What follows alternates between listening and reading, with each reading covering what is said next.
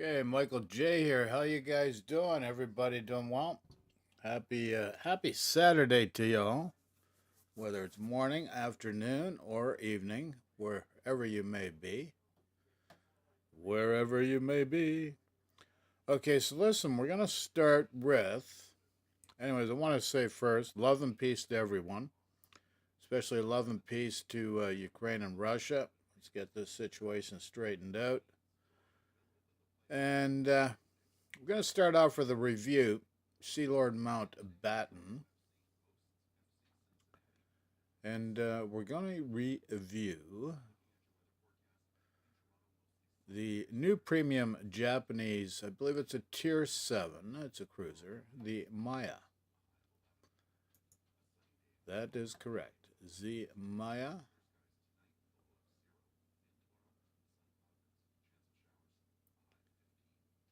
Let me know what you think. Post in chat. And remember, Bob is your uncle. Right, Bob? Right, Michael.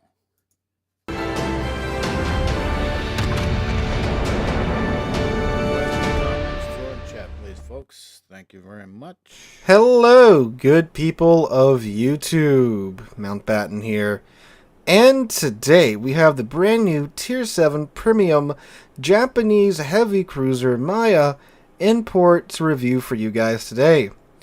As always, massive shout out to the channel's Patreons for making this review possible.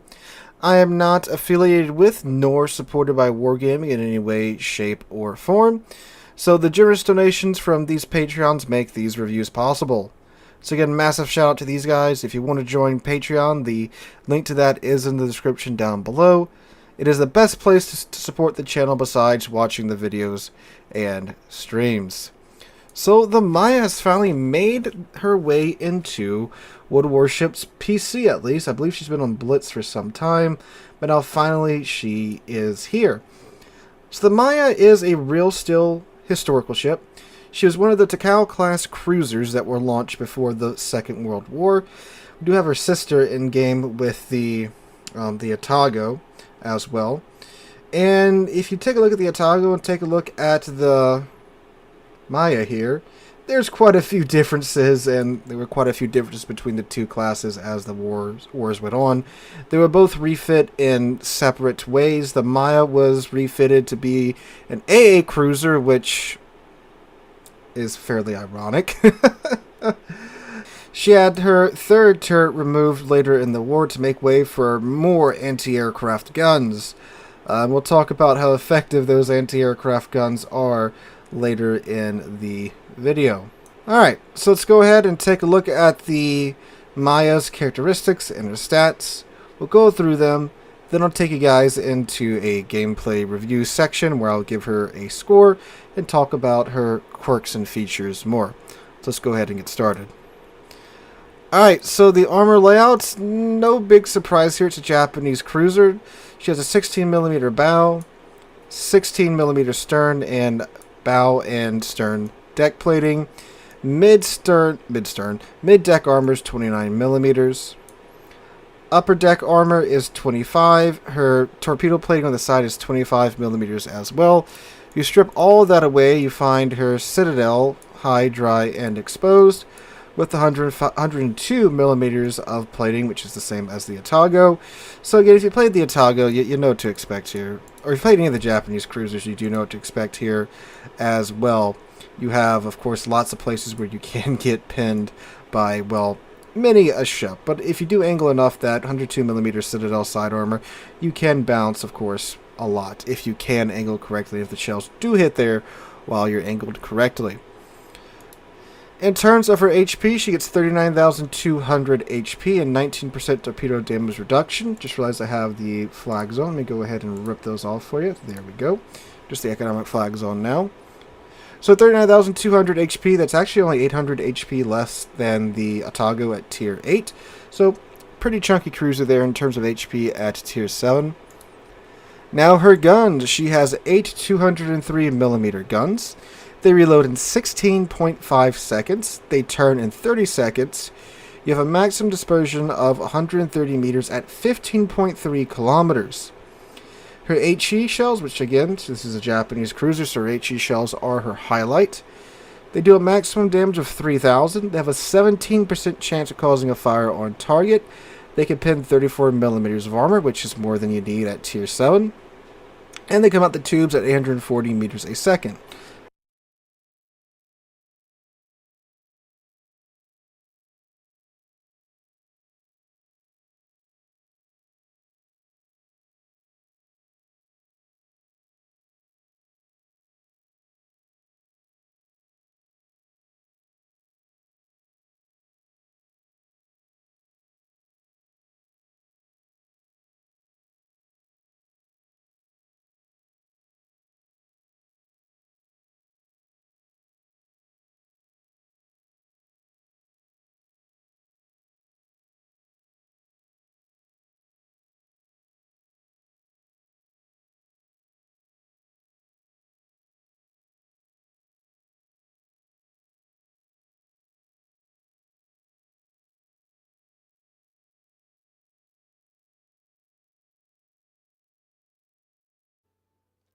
May seem to have a little bit of an audio issue, folks. Here, I may have to straighten it out. Just hold on, folks.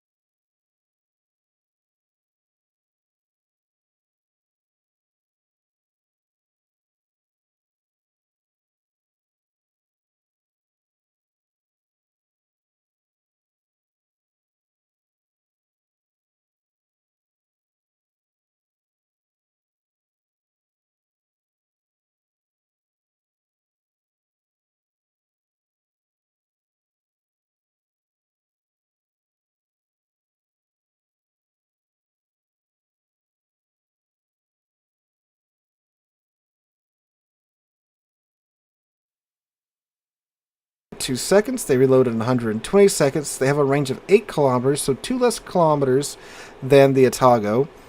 But they have a maximum damage of 20,967. And they travel at 76 knots base. These are fast torpedoes that hit hard as hell. And again, we'll talk more about that in the gameplay section, but they are very nice. They do have less range. You know, you can't stealth torp like you can in the Otago. Not like the Otago can, of course, stealth torp for days, but she can do it by a very thin margin. But you can't do that here. But again, that 76 knot speed and that 20,000 maximum damage is very, very nice. Now, they are detected by 2.5 kilometers, but again, these things are moving at 76 knots, so it's not like they'll see them. They won't be able to do too much, but they'll be able to see them. She does get 1 rack of depth charges here in the back. I thought I was going blind on stream when I couldn't find them earlier. They're right here. Not too much there. But they do a maximum damage of 4,600. You get 2 charges, 9 bombs in a charge, and they reload in 40 seconds. With the changes coming to depth charges and such, I won't get too much into those. A defense, so you get 27 of these 25mm guns. Then you get 39 of these 25mm guns in a triple mount. And then you get 12 of the 127s, like we mentioned earlier. Her AA range goes out to 5.8 kilometers, which actually isn't too bad. She has a continuous damage rating of 155, 1,330 damage via her flak shells, and then a 50% priority sector reinforcement. Maneuverability, the ship has a base top speed of 35.5 knots, a 780 meter turning circle radius, and a rudder shift time base of 10.1 seconds. Again, very nice rudder shift time here, just like the Otago. Concealment, she has a base range of 12.4 kilometers. For her box O gimmick, she does have a pretty big gimmick here too. You do see this. This is a main battery reload booster on a Japanese cruiser. Now, they gave this to the Hyuga when the Hyuga was released some time ago, but now they gave it to the Maya. Very interesting indeed. So you get a 50% boost to her main battery reload time for 15 seconds. It's enough to get 3 very fast salvos out. And on the 230mm guns, that does sound like a very promising proposition. Again, more on this later. Oh, it does recharge in 60 seconds too, so it's a pretty quick cooldown. You get 2 hills base. Yes, hills on a tier 7 heavy cruiser. That's pretty nice.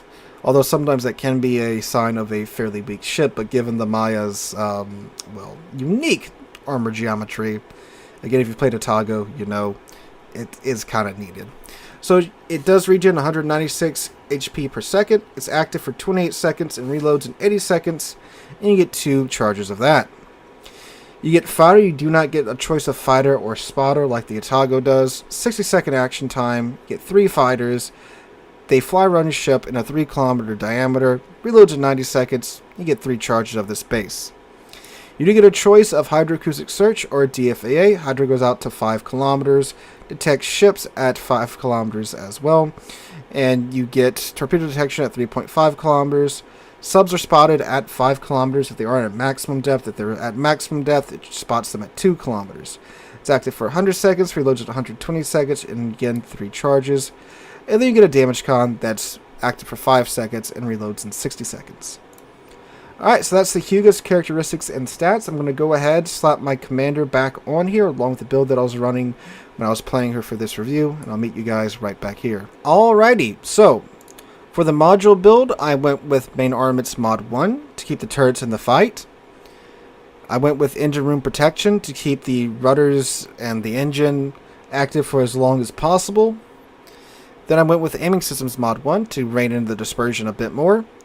Then I went with Steering Gears Mod 1 for another 20% boost to the rudder shift time and to have an absolutely insane rudder shift time on this ship. Now for the commander build, I went with, well, I would first, if I was you, pick up Last Stand. Then I would go down and grab Demolition Expert for a better chance of causing a fire. Last Stand, by the way, if you don't know, this does make it to where when modules are knocked out, like your engine and your steering gears, it keeps working, but at 50% of their efficiency. But it's very nice to have, especially on this ship. Then I would go down and grab Adrenaline Rush. My first and only 4-point skill would be Concealment Expert. I would come back to the top, grab Grease the Gears, come back down, and then grab Survivability Expert. Then grab Superintendent after that for another charge of all your consumables, so Heal, Hydro, Fighter, and Reload Booster. Then finally, I would grab Enhanced Torpedo Explosive Charge, which gives you another 15% boost to your torpedo damage. So, this now gives you a ship with 42,350 hit points at Tier 7, a cruiser with that many hit points. Your turrets now turn in 25 seconds. And you now have a 20% chance of causing a fire on your target with the Fire Flags and Demolition Expert. Your torpedoes now do, I am blind, 24,112 hit points of damage, which is insane for a cruiser to have torpedoes this good.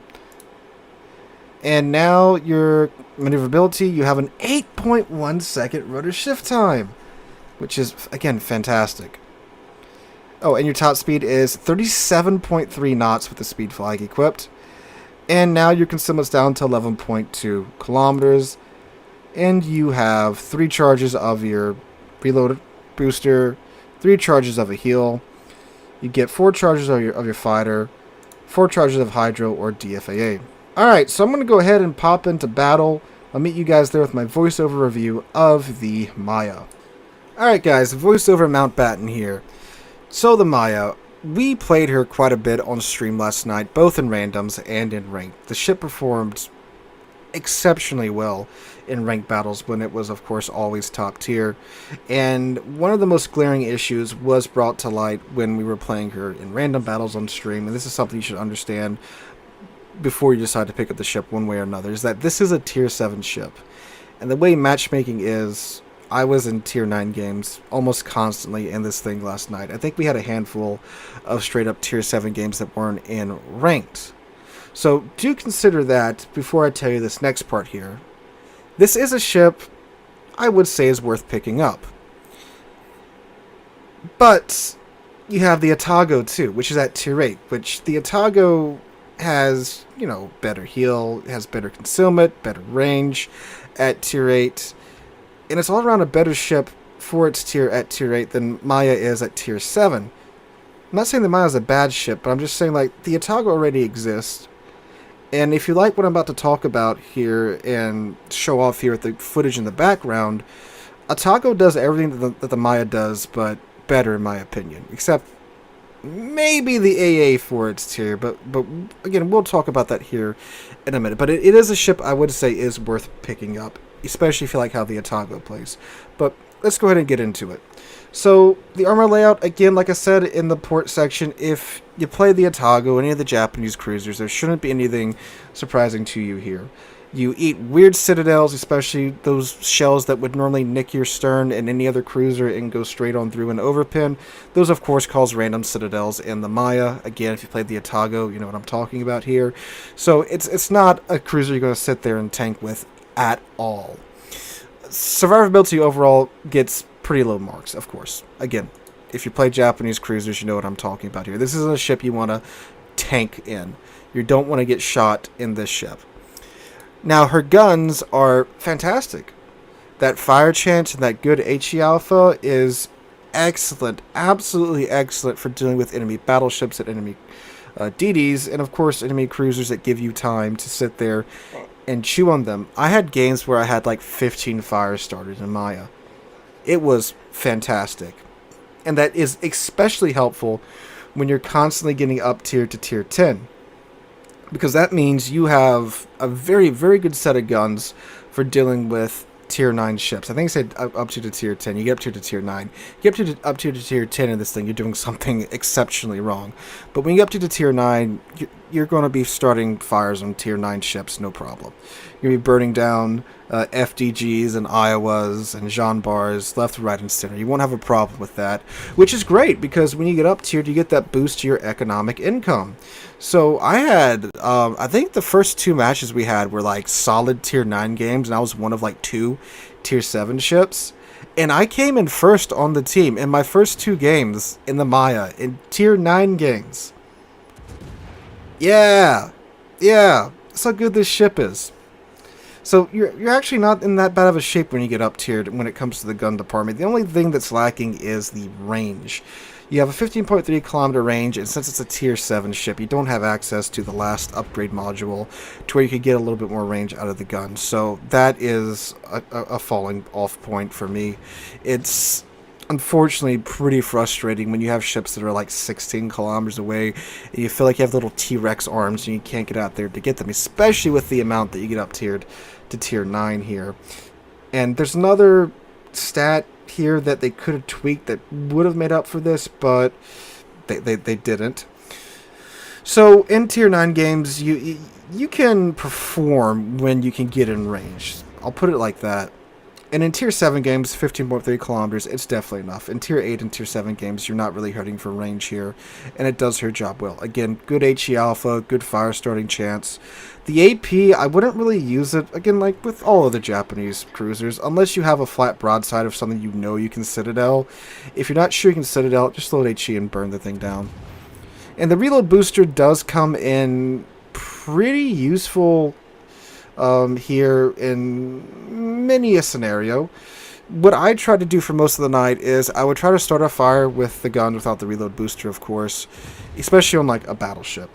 Start a fire, hit the guy, damage cons the one fire, wait 10-20 seconds, fire again, pop the reload booster, get 3 quick salvos on him, set 2 or 3 more fires, and just burn the man down. It's great for that. It's also good for dealing with DDs too. The Otago was already really good for dealing with DDs without the reload booster, but with the reload booster, you can get 3 quick shots off on most enemy DDs, especially when you're at tier 7, you're top tier. Like, if you get a DD in Hydro and you got your reload booster up, they're dead. There's not a lot they can do about it. They are deceased. It's great. It's a gimmick, but it's a gimmick that works very well with the ship's set of skills. Alright, the Torpedoes. The Torpedoes are fantastic on this thing. Now, like I mentioned in the port section, you can't stealth fire like you can with the Otago. Again, like, it's not like you're stealth firing by like 2 or 3 kilometers. The Otago, it's literally 100 meters. But it could still do it. You can't do that here in the Maya, but it's great for those, well, I'm going down, I might as well throw my torps at him. I did that like 3 times in the stream last night, and it worked every time. We'll give them both sets.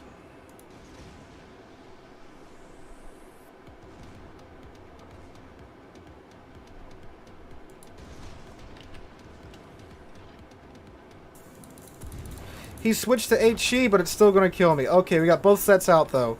And they're very fast torps. We might have him here. Then the Western can worry about the New Mexico. There we go! We got him. Probably going to go down. We get torps off on this fella. Okay. We should be good, though. We have 2 caps, and the Shrun should... He's either going to die to my torps. God, look how fast those torps are. They're so good.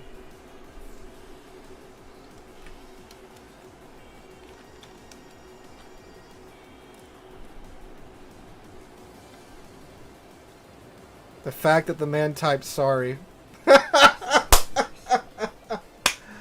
Oh, man. Oh, that's too good.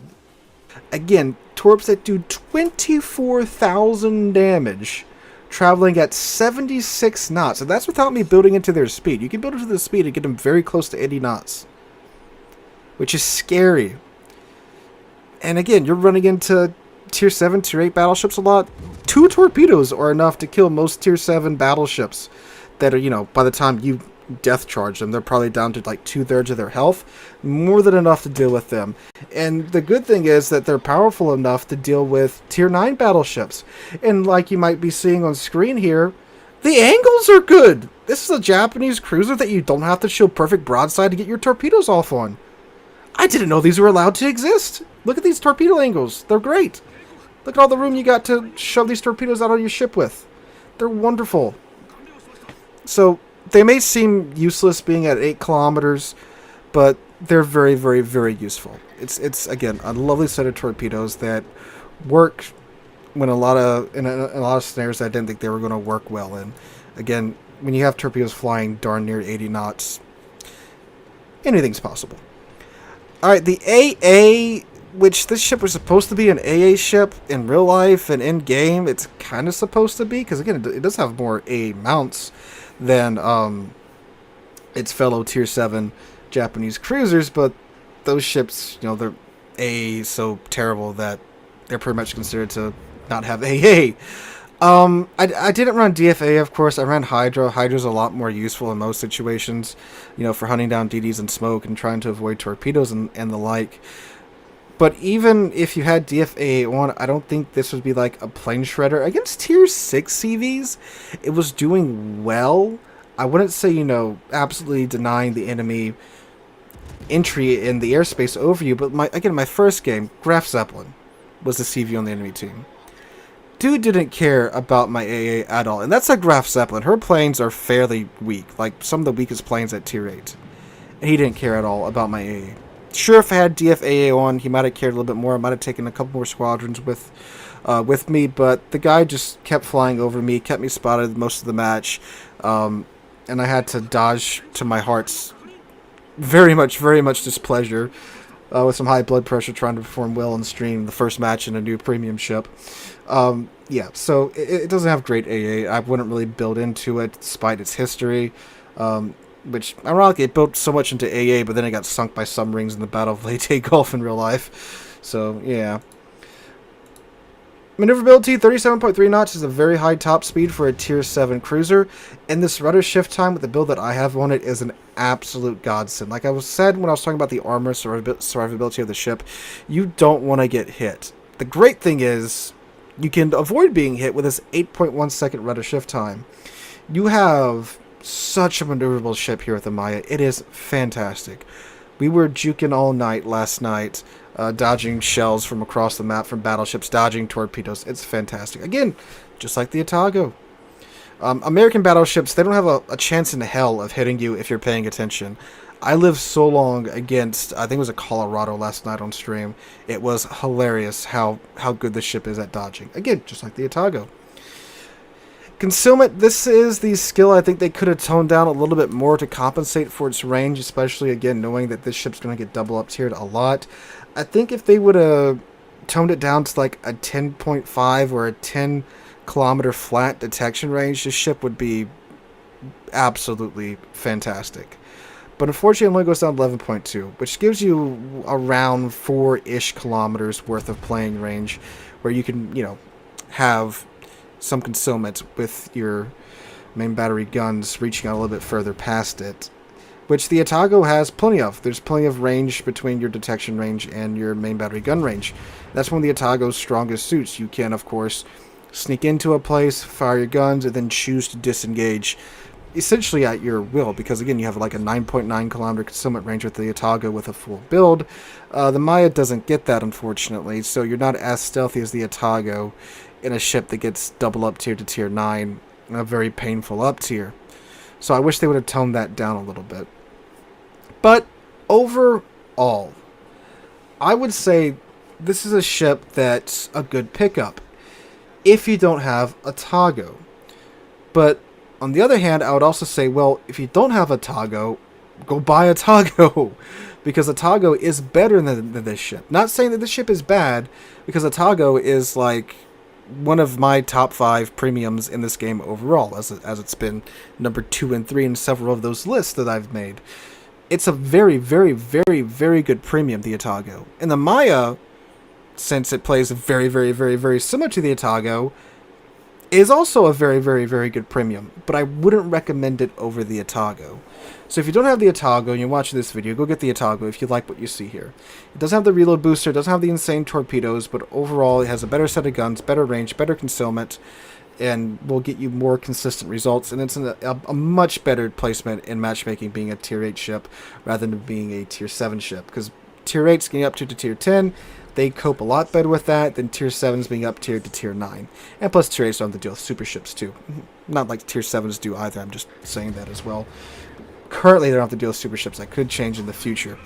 But yeah, if you like the Otago and you have the Otago, is this worth picking up? I would say so, because you do get a bit better of a farming tier 9 ships in the Maya. And if you already have the Otago, and if you're good in the Otago, you can probably do fantastically well in the Maya as well.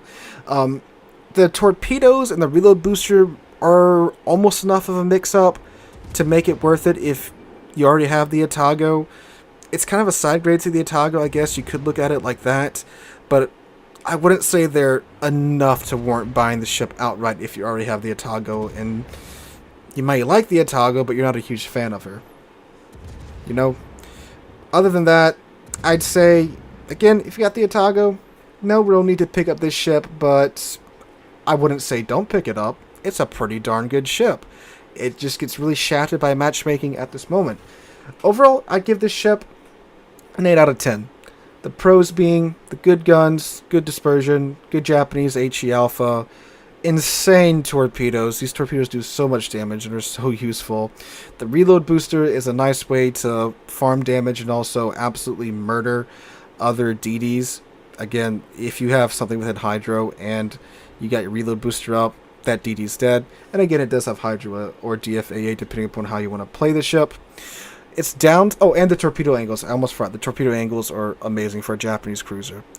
The downsides being it's got 11.2 kilometer maximum concealment, 15.3 kilometer maximum range, and it does sit up a little bit higher up out of the water than the Otago does, because they did remove the third turret, so the ship sits higher up, so you get a couple more citadel shots that you probably wouldn't get in something like the Otago. And it does get stuck with tier 7 matchmaking, which is, again, absolutely abysmal at the moment. So that's my Maya review, guys. Let me know what you guys think about her in the comments down below.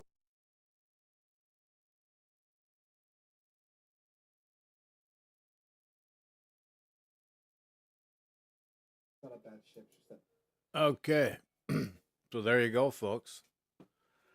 The general consensus is that for a tier 7 Japanese cruiser, it's a good cruiser.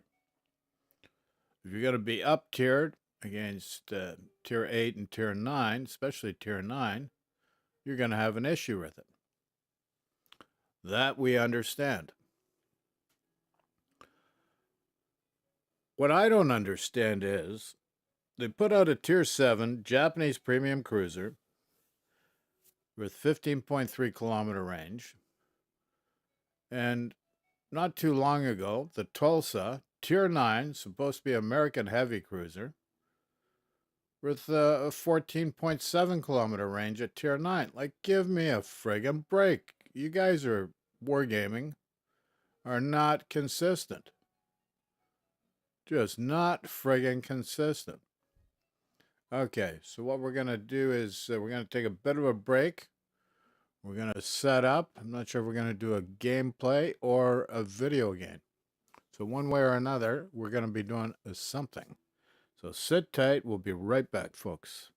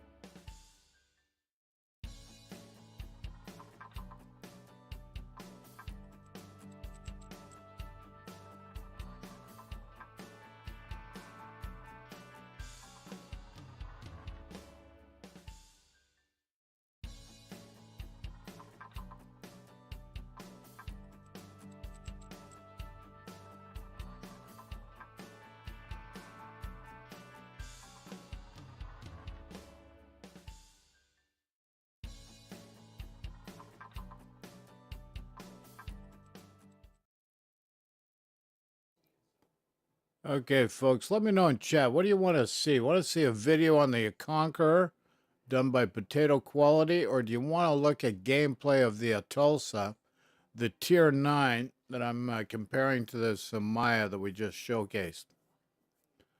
What would you like to see? Which would you prefer? We can do gameplay Tier 9 Tulsa, so we can compare it to what we had just witnessed with the new Premium Maya. Or we can look at a video by Potato Quality where he's explaining the Conqueror And the title of his video was The Beginning of Bad Game Design, which I'd be curious to see what he means by that. So if you don't mind, let's look at the potato quality in the Conqueror before we pivot to the Tulsa, okay?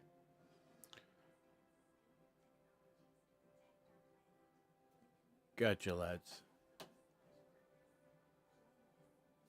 Is a tier 10 battleship that I very rarely play. So today I'm going to take a look at it on YouTube. I think this ship is probably the original problem ship for me, where I started to question the direction of this game. And I'm not just going to only talk about that. The Conqueror is a really good ship. Honestly, the HE on this ship is unbelievable. It suffers from slightly poor dispersion, where ships like Montana with a similar set of 12 guns that don't have 30 millimeters of overmatch, right, 406 or 419, you know, basically the same in the game, considering they have the same overmatch values relative to the cruisers and some of the battleships around them. So realistically, pretty similar ships, and yet the Conqueror has this incredible HE power, where it's got much higher alpha and fire chance, which honestly means you're going to be spamming HE, and you're going to see me do this pretty much exclusively this game. The armor piercing is actually pretty good too, but in comparison to the HE, just much less consistent. And consistency is nice to have when you can shoot at a super battleship doing 15,000 damage and a double fire.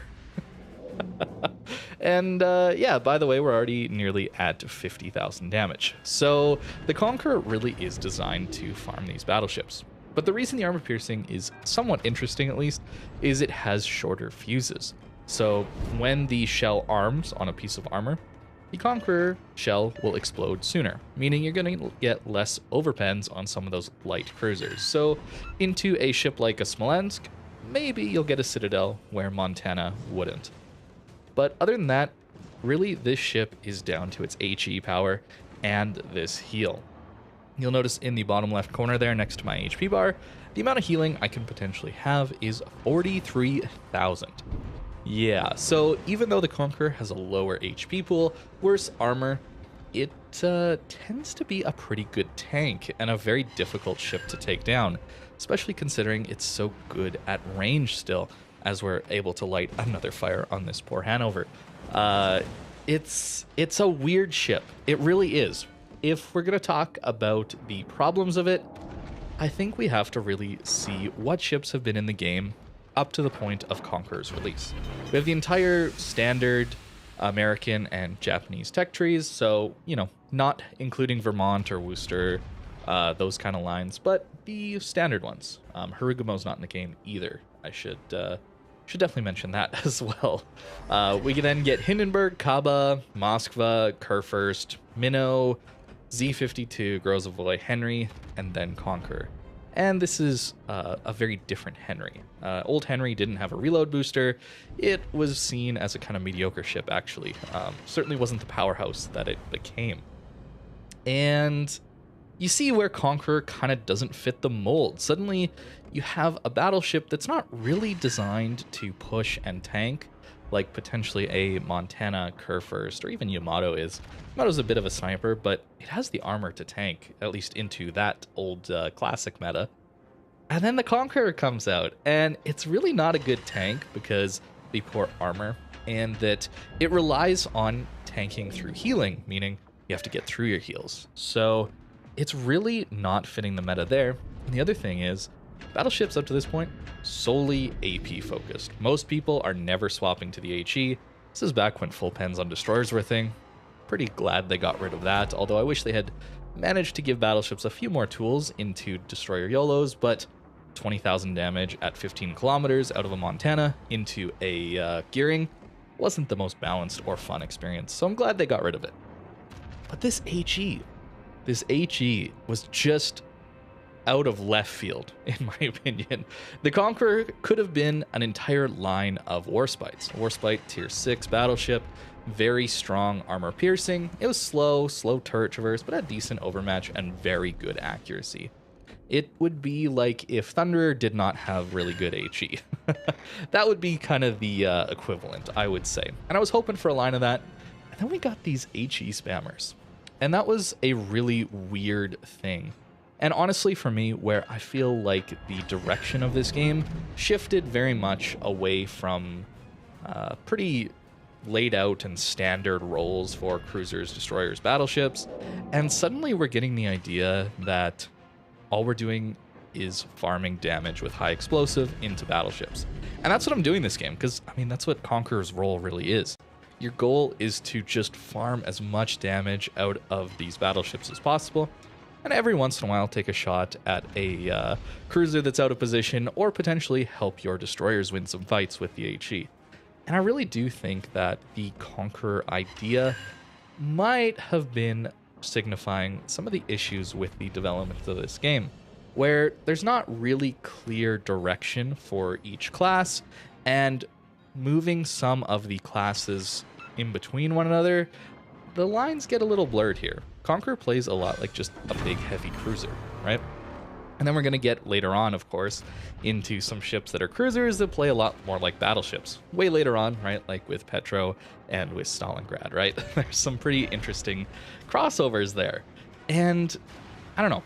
I don't know if it's true or not, but maybe if there's a few more defined roles, potentially we would have a more interesting pushing meta and less of this sniping with HE at 20 kilometers meta. That's what I would like to think, but I'm sure there would have been other things to come up. But Conqueror in 2022 is still really, really good. It still is that original HE problem ship, in my opinion. And I don't get as much enjoyment out of it compared to playing a Montana and landing that perfect, devastating strike salvo. But every once in a while, these fires are pretty hilarious in how much damage I can really rack up so quickly with this HE. But if you're thinking of a battleship to get in 2022, and you're not particularly interested in some of the more armor-piercing, pushing-focused ones, you like to play at the back, you like to use HE, or maybe you just want to hang out and have an easier time of things, Conqueror is really nice for that. You really don't have to switch the ammo type, and the damage output is pretty ridiculous from the back of the map here. Even if you have the special commander, you can get an insane reload here on the Conqueror. When we get a Witherer with this commander, our reload is buffed significantly. So we're getting into that 22, 23 second reload with very little adrenaline rush used. A very good tactic with the Conqueror is to run adrenaline rush and then, you know, take a bit of damage early game. Farm up some of that adrenaline rush. It's very easy to stay at half health or even a little below half health, giving yourself an over 10% reload buff, since you can always push your heal button and heal back 43,000 HP if things get a little bit stressful. That's often a very good thing to do in the early game. This game, I actually didn't end up taking all that much damage, but we still managed to get a pretty insane result. The other thing to notice about the Conqueror, and really a lot of the other ships in the line too, is the turret traverse is horrible. Just look at how slow this is. Montana, much faster turret traverse than this, and it's something to constantly be thinking about pre-turning your turrets. You'll notice, even though there were ships to shoot at down in the south, I was pre-turning my turrets for this vampire when he would show up, since I knew he would probably be flanking. And yeah, that's what, 11,000, 12,000 damage from the HE? It's pretty devastating into destroyers, assuming the shells land. And that's really what it comes down to with Conqueror. The armor piercing is decent, but why would I switch away from this amazing HE ammo, which can devastate destroyers, cruisers, battleships, everything that comes into contact with this HE is going to take a huge amount of alpha and probably get lit on fire. As we dodge these torps, it's going to be leading into the end of this game, just a few shots to catch on the Conqueror yet. The shells do admittedly tend to float a little bit at range, so hitting targets at these longer ranges is pretty difficult, and even the dispersion gets quite a bit worse at these ranges. In fact, so much worse that in a little bit of testing for optimizing things in past Kings of the Seas, we actually tested whether or not it was better to run a Conqueror or an HE Montana firing at bow in Moskva type ships at about around 20, 23 kilometers, that kind of thing, at super, super long range. Which one will do more damage with HE? And we actually found that, on average, Montana is going to do a better job than a Conqueror with HE at those ranges into a bow on island hugging Moskva, for example. This was a while ago, so it was mainly down to Montana's ability to hit more shells.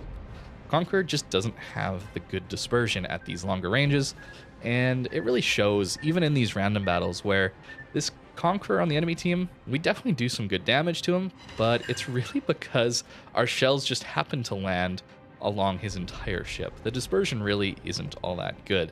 So playing that mid-range is very useful. This ship is very much a 15 to 18 kilometer ship. It excels in that area, and the very good concealment certainly helps there too. It's that 12, 13-ish kilometer concealment makes it very easy to play mid-range and be quite successful. We end up with 220,000 damage, all of that coming from HE, and the vast majority of that coming from battleships. Certainly the goal is to burn down battleships, and Conqueror does it very well. So while it's not my favorite ship in the game, certainly not my favorite tier 10 battleship, it doesn't mean it isn't extremely good. And if you're looking for a strong, easy to play tier 10 battleship, you can't really go wrong with Conqueror. You'll notice I am using Gunfeeder, because sometimes there are good opportunities to swap to the armor piercing, but mostly spamming HE tends to work out pretty well. I'm running Vigilance, and that's primarily down to how important this healing is for the Conqueror. Taking Torpedoes basically is not healable damage, and when tanking and my ability to stay in the game is all based around the ability to have these massive 42,000 HP heals, taking Torps is a really, really bad idea. So much so that I actually give up Grease the Gears for it. That's how important I think Vigilance is. And you could probably run Grease the Gears and be just fine, but in the games where I potentially could be taking more Torps, where I need to tank more, I find it more useful to run Vigilance than to have the slight bit of bonus to my turret traverse. Personally, I feel like I can play around the poor turret traverse and pre-turn my turrets a lot of the time, but if you're struggling with that, Grease the Gears is a solid option as well. If you're wondering what I'm going to go with next, I might actually go with improved repair party readiness, since this ship's HP is pretty low, so getting this bonus percentage is pretty easy to do, and since we rely so heavily on our heals, it'd be very nice to reduce the amount of time it takes to get into them. Of course, Adrenaline Rush I do believe is much more important, and then the standard battleship upgrades after that. As far as the equipment goes, yeah, we're running Reload, running Prop Mod to try and juke some shells at longer ranges. I'm running Concealment System, and of course Accuracy as well. Pretty standard. There's really not much point, at least for me, seeing this damage control system mod too, since fire damage is completely healable, and this specialized repair teams is a little bit good at healing back that fire damage. You'll notice the reload time though, 76 seconds. So keep in mind, in that time when you've just used a heal, you are vulnerable to dying. It's very easy to die in that 70, 80 second range between heals. The ship is not that tanky outside of its repair party.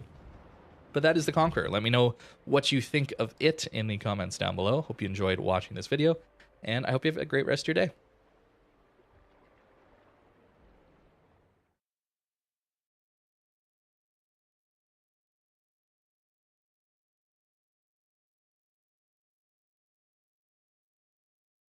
Okay, you guys want to switch to a Conqueror gameplay just to see how we can do with her?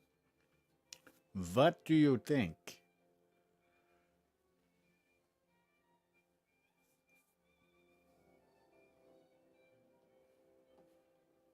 What do you guys think, eh?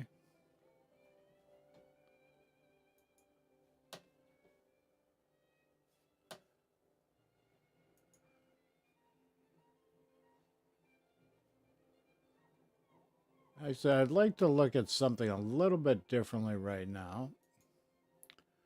And this is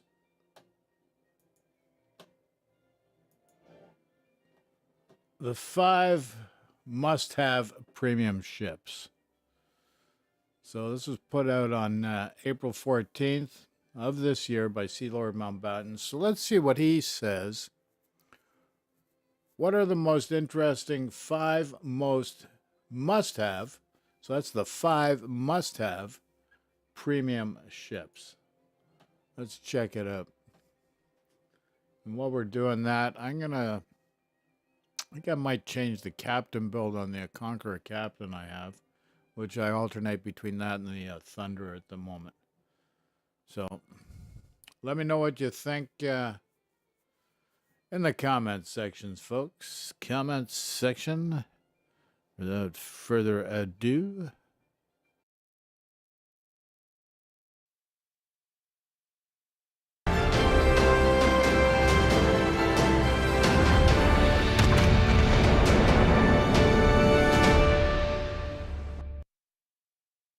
Hello, good people of YouTube, Mountbatten here, and today I'm bringing you guys an updated top 5 must-buy premium ships list.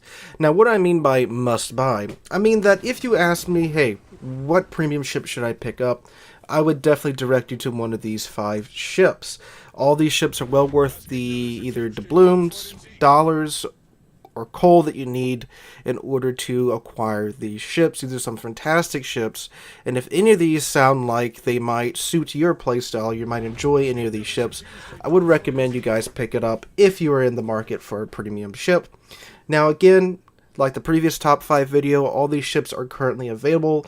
There are some ships that I would recommend you maybe take a chance on getting either in a certain event or in the Santa container event. These are not them. You can all go to the premium shop or to the army right now and acquire these ships right now. So that's another qualifier to get into this list. And if a ship isn't on this list, that doesn't mean it's bad or anything. I tried to will it down to 5. There's a lot of very good premium ships out there right now, some of which I talked about beforehand, but these are just the 5 that I would recommend at this very moment. So let's go ahead and get on into it. Coming at number 5, we have the Tier 8 Premium Japanese Heavy Cruiser, the Otago.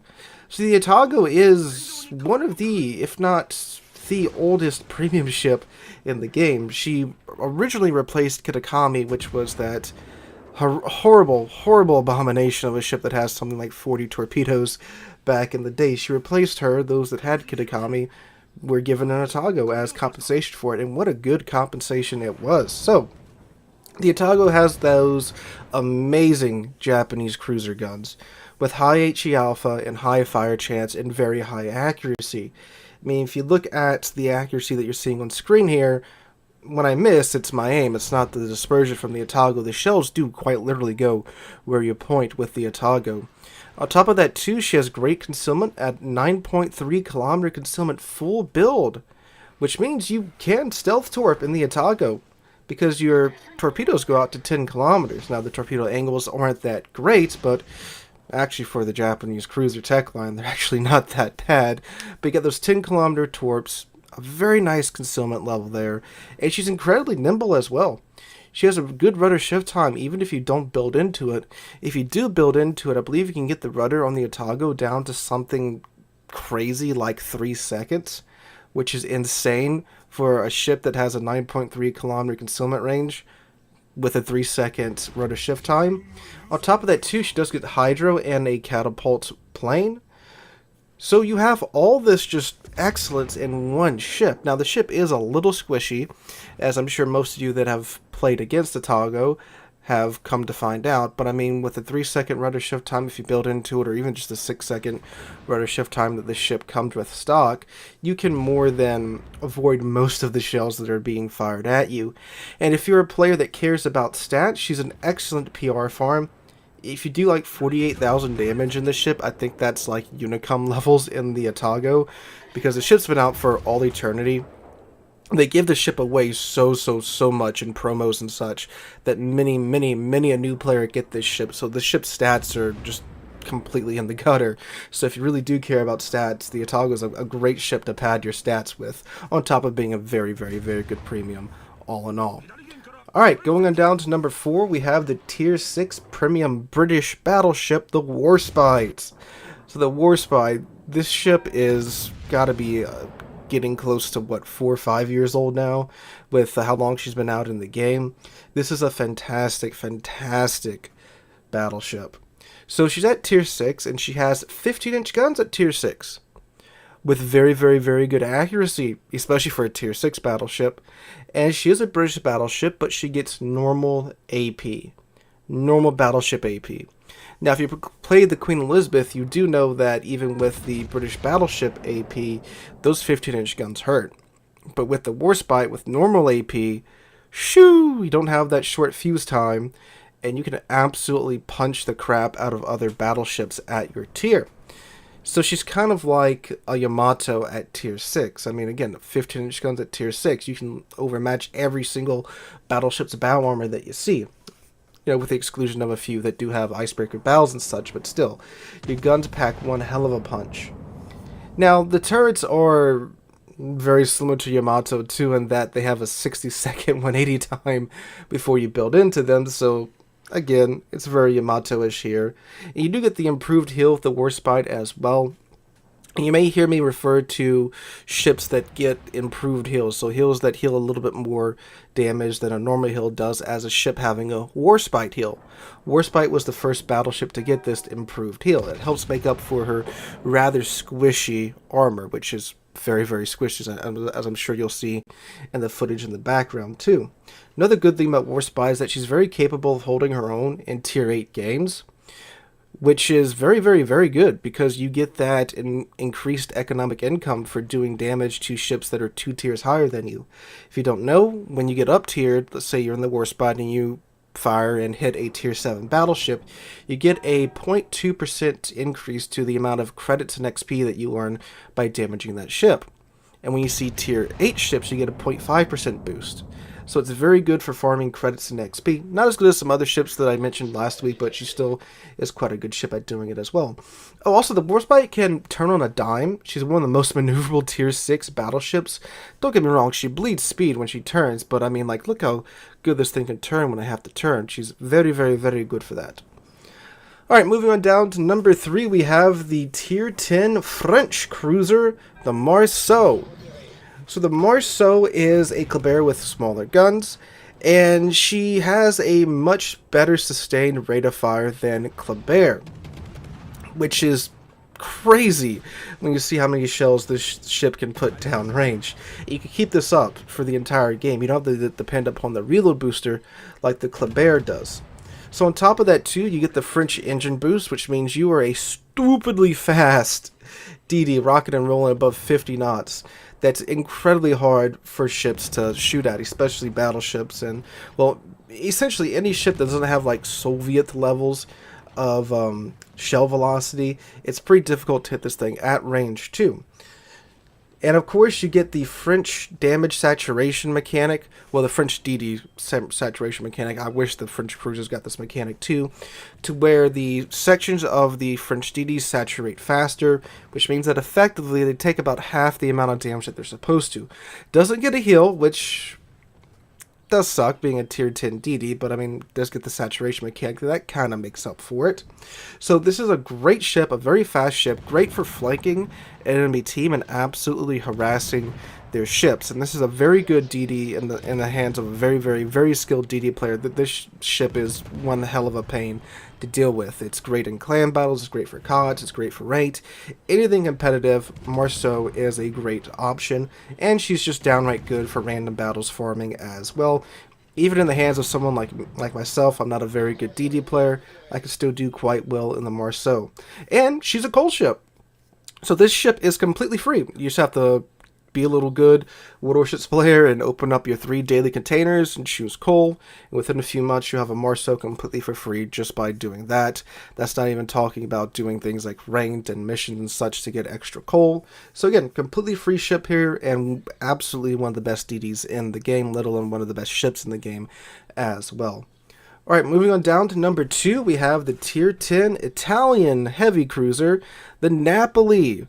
So the Napoli, you guys should be very familiar with this ship. I've mentioned this ship several times on this channel, and she's still an absolute blast to play.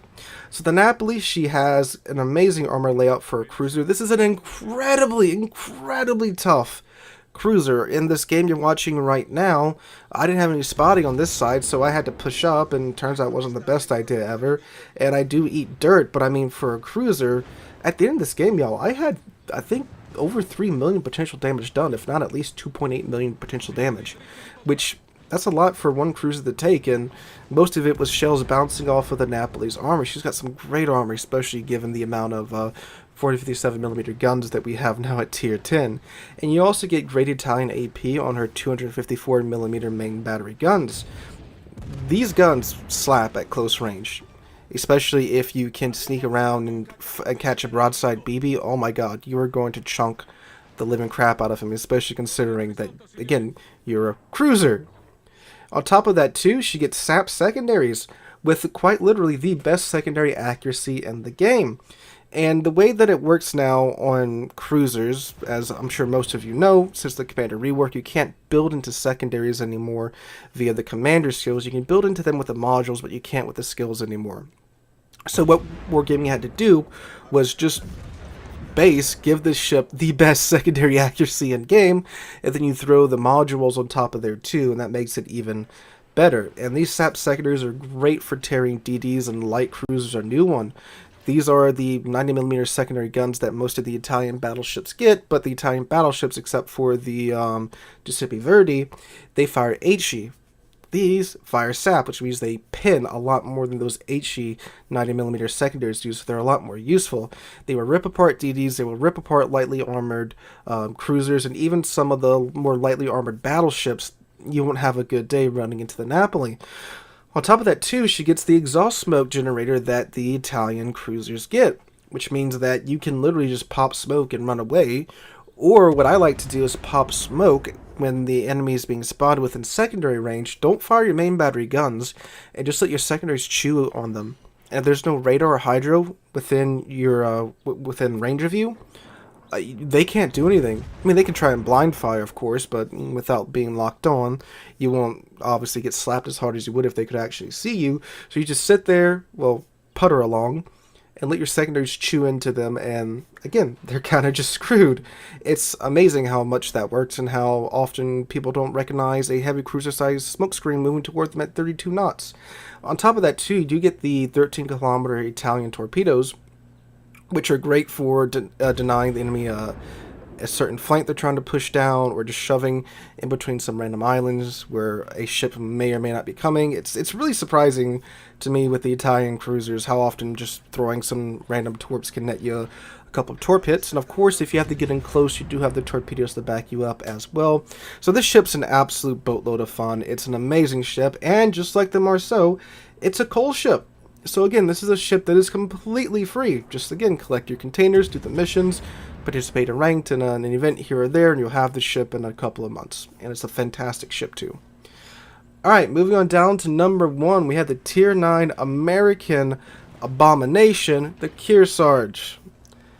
The Kearsarge, I mean, this thing's hideous. It's an insult to battleships everywhere, but it's probably one of the best premium battleships in game right now.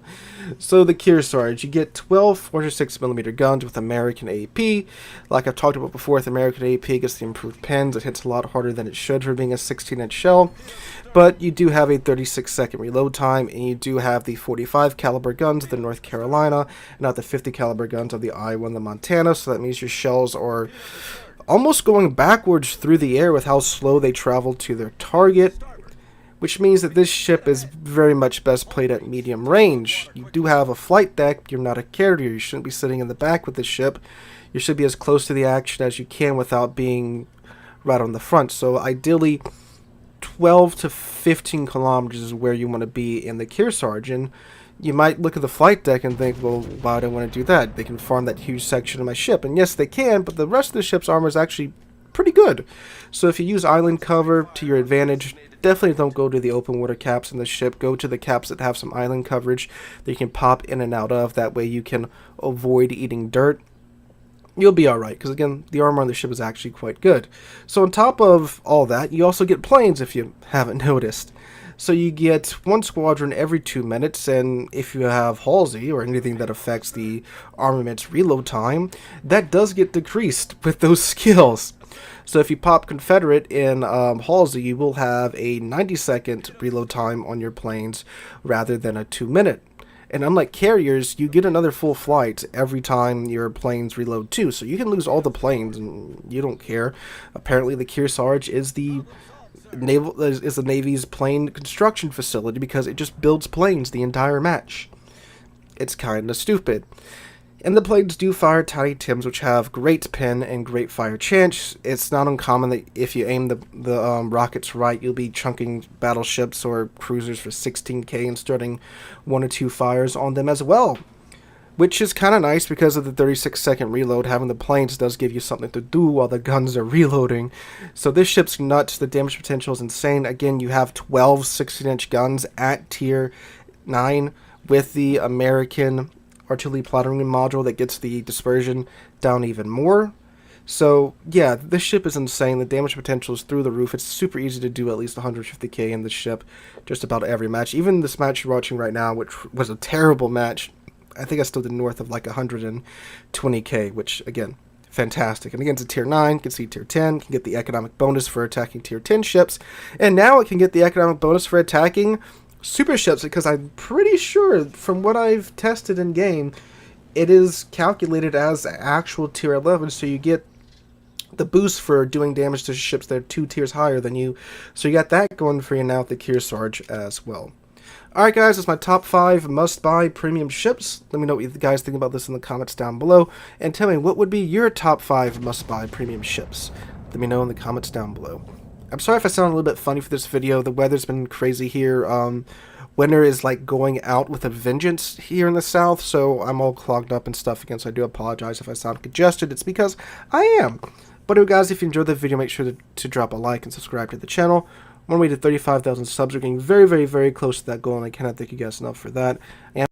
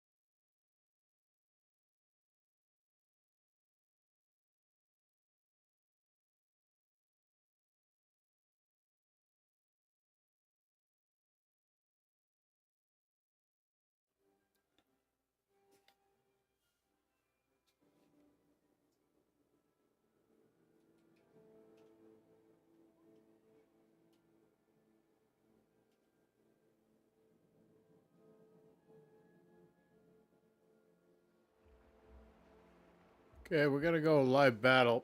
Tier 10 Conqueror, like I said I was gonna do before.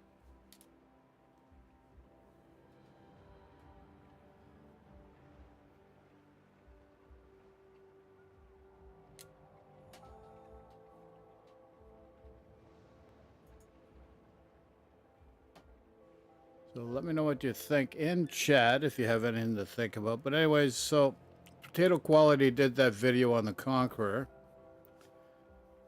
So I wanted to change the commander skills on Cunningham. That's why I put this last video on. But here's the deal. When I went to change the commander skills, Wargaming is charging 525 doubloons now. Used to be 400, and now it's 525. That's an over 30% increase. What is it with these birds? They are out to lunch, I tell you. They are out to lunch. They're out of control. And they better be careful. Let's go into battle. Okay, so Tier 10 Conqueror, British BB, battleship.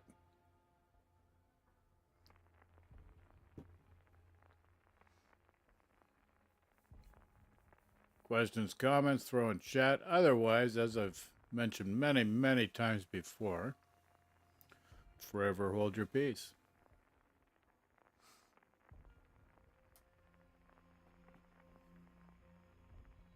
What's a friggin' Dafook? Is this a new friggin' ship?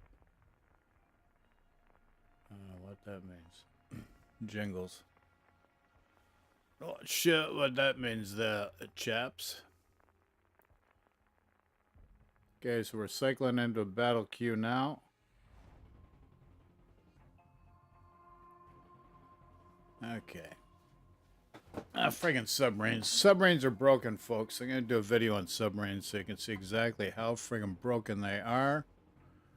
And how toxic they are for the game.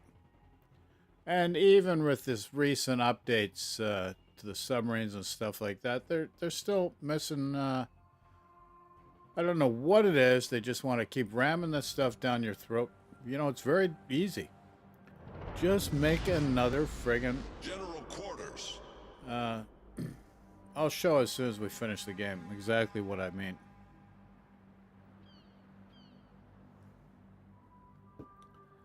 Okay, so this map,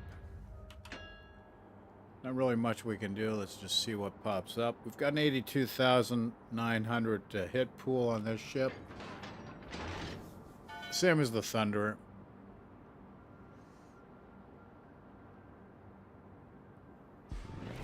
Awaiting instructions.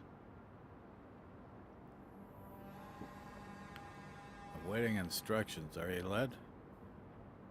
Oh my. Enemy force sighted on the horizon. He's waiting for instructions.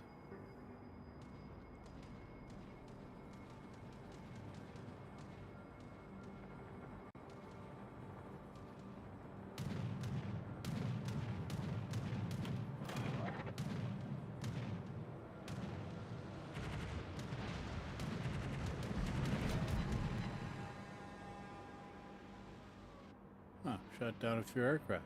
Wow. Torpedoes, direct front. But here come the torpedoes. Where are they coming from?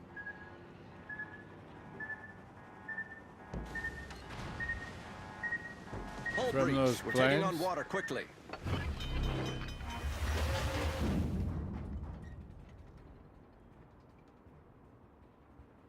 Well, we may have to go over to the other side of the map if this is all we're gonna get here.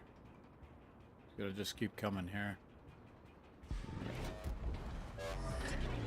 Problem solved, sir.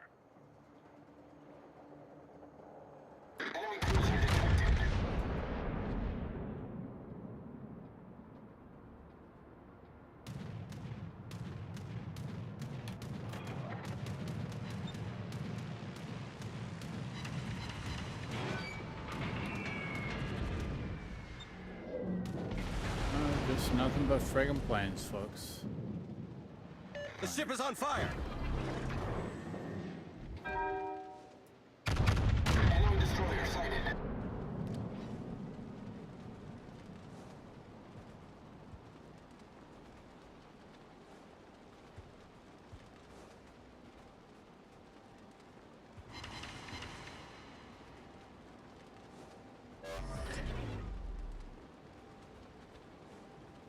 No, we haven't gotten one fire ourselves.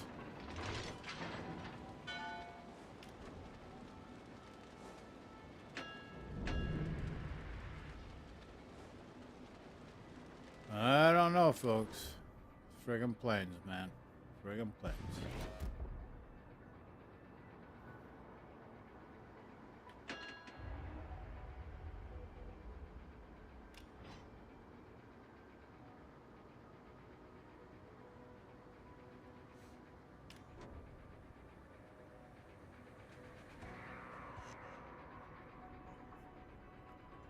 Not much in the way of targets here. Hopefully we'll have this cap soon.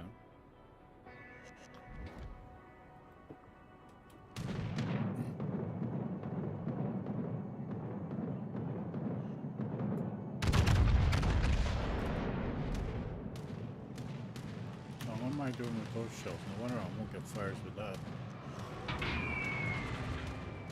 All stations, proceed to capture that area. The ship is on fire!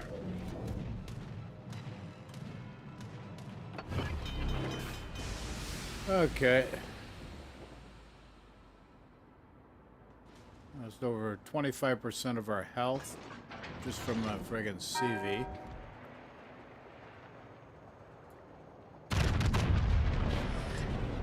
Problem solved, sir.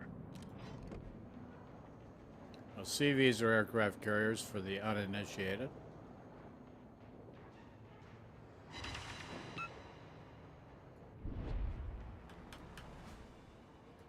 Enemy battleship sighted.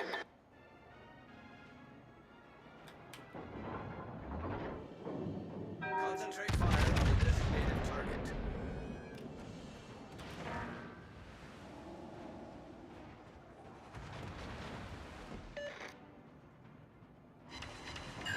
Enemy destroyer sighted.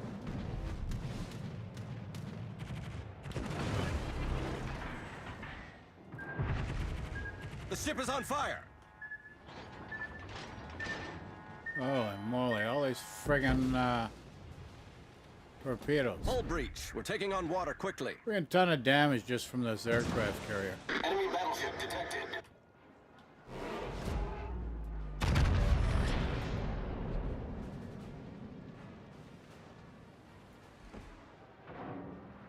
Enemy aircraft carrier detected. Roger.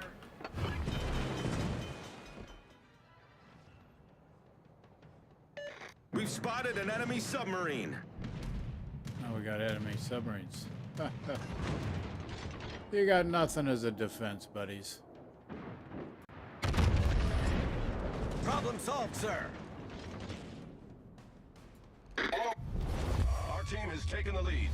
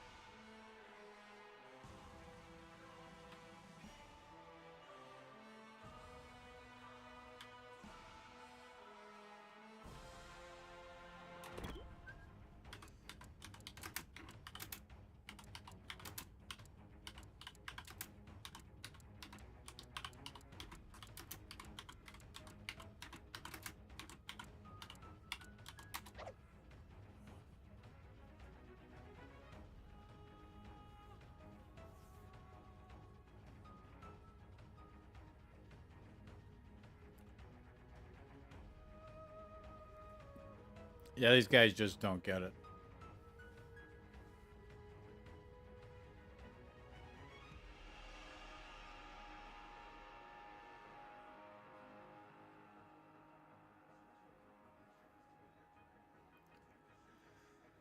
These guys just do not friggin' get it.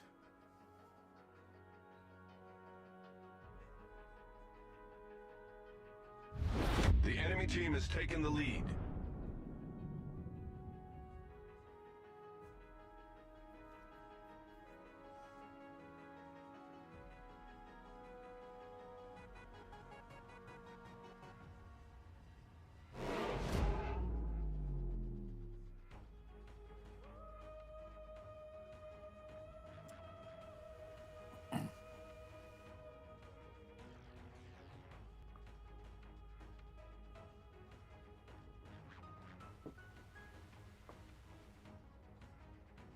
I don't understand flanking.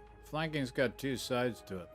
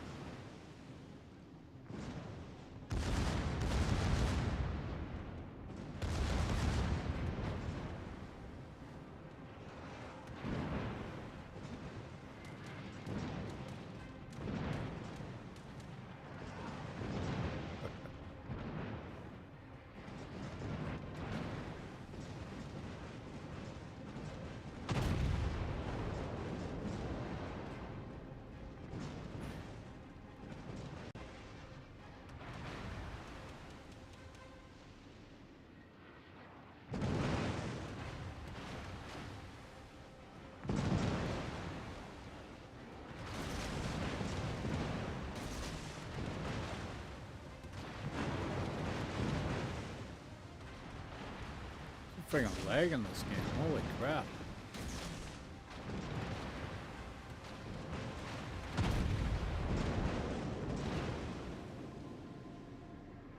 That is very strange. An unbelievable lag there. What's going on? What is going on?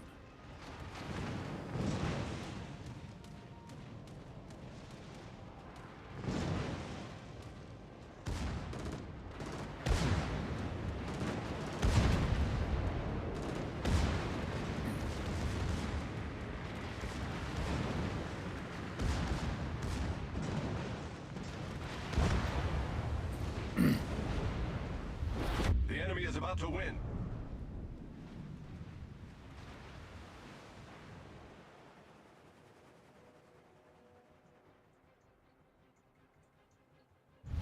The enemy is about to win.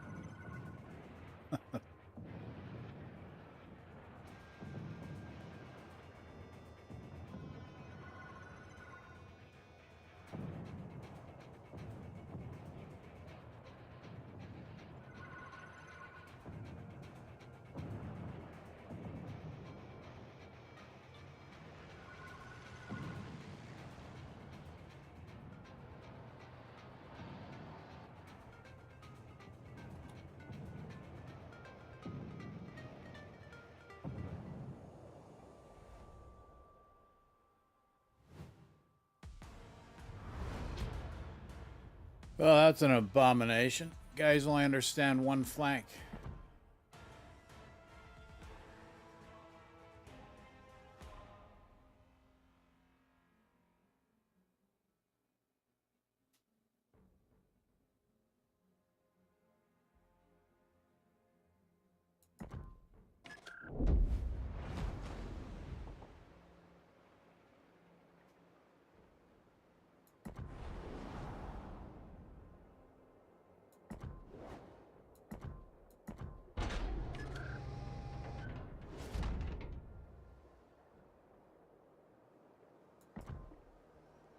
Okay, let's try it again and see what happens. Let's go back into battle.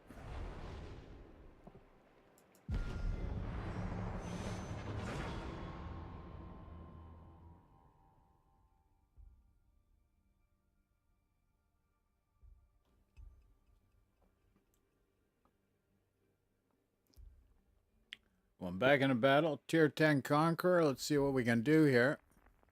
Hopefully this battle, guys understand 2 flanks are necessary. Especially in random battles. And you got 12 players on each side.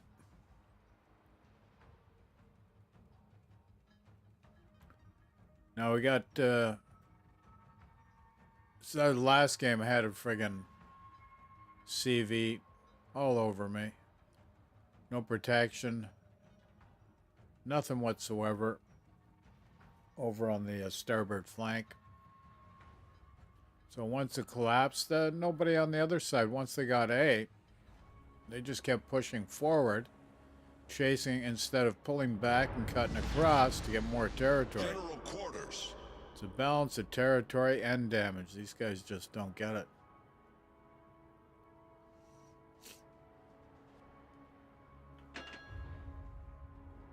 So we're on the seaside here right now. Got a Harugano, Des Moines. Same as the last game. CV on the opposite side of the map. Awaiting instructions.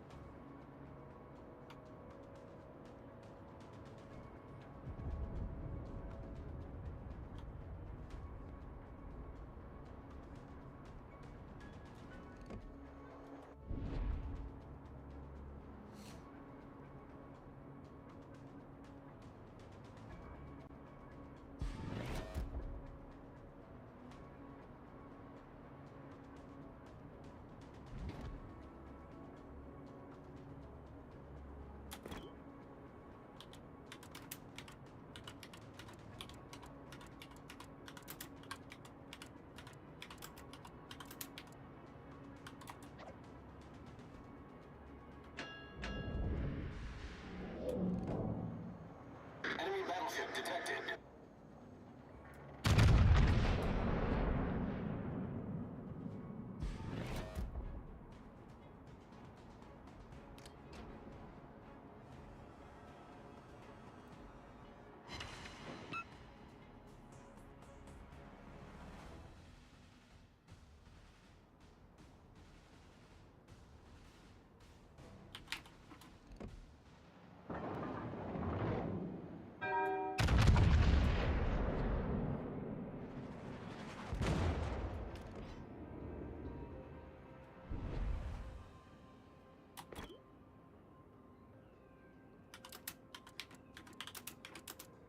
Concentrate fire on the designated target.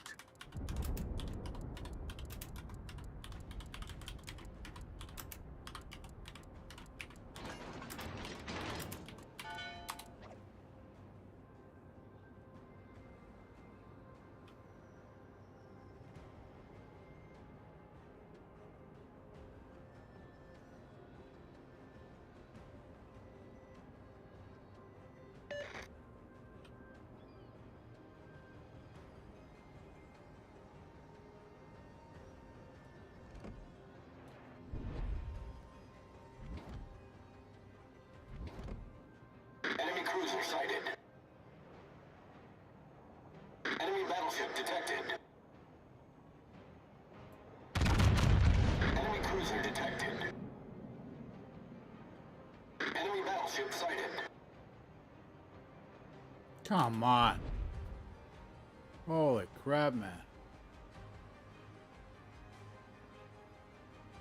I need intelligence data. Let's give them a hard time. Nice work.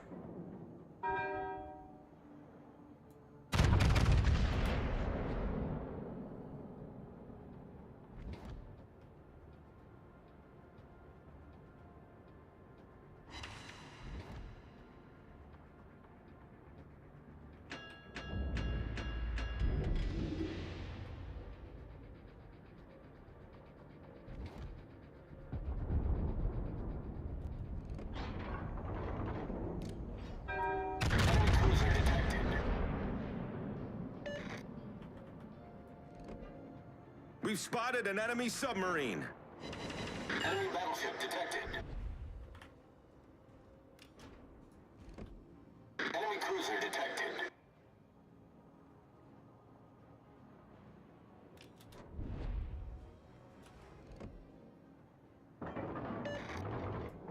Attention. Reporting a target position.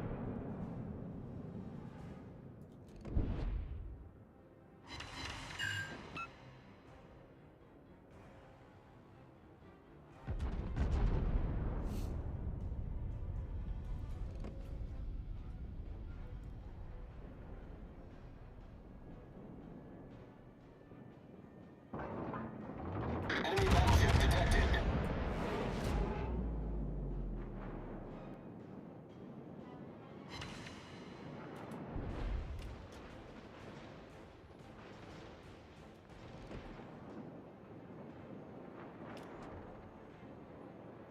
Enemy cruiser sighted.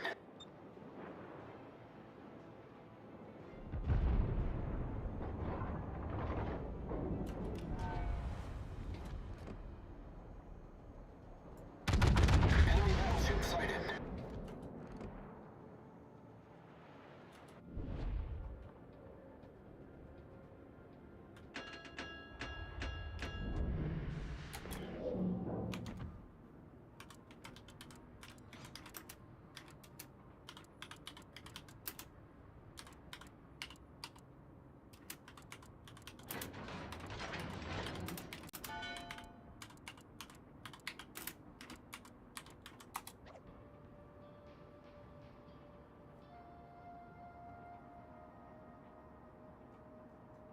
All stations, reporting the position of a strategic target.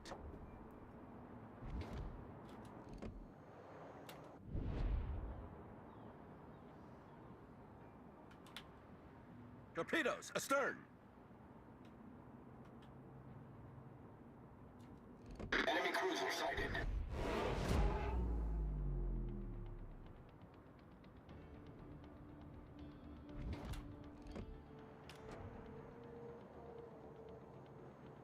Enemy battleship detected.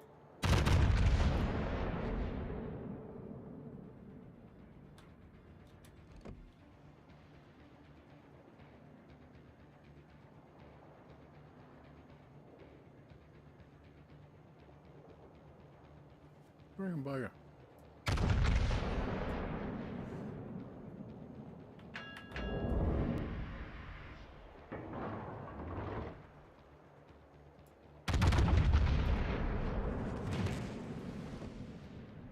That was a great Enemy battle. submarine in sight.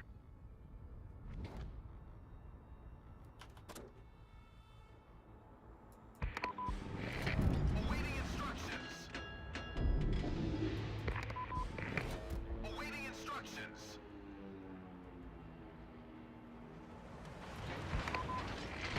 Airborne.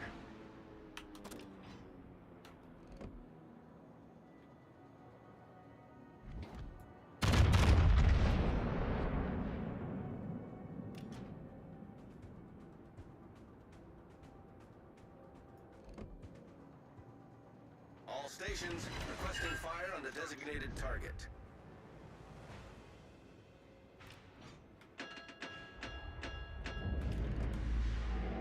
Enemy cruiser detected. Enemy battleship detected.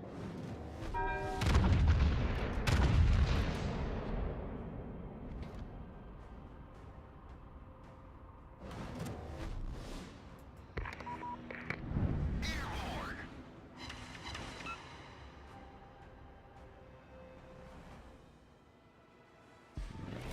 Awaiting instructions. Airborne.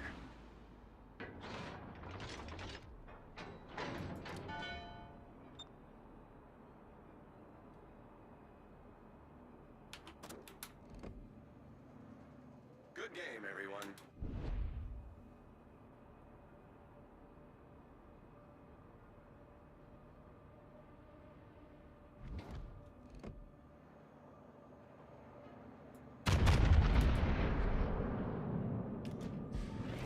Awaiting instructions.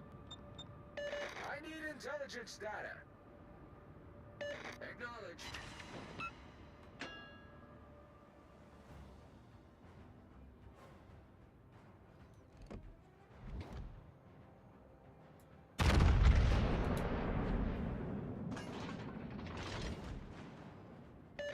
need intelligence data.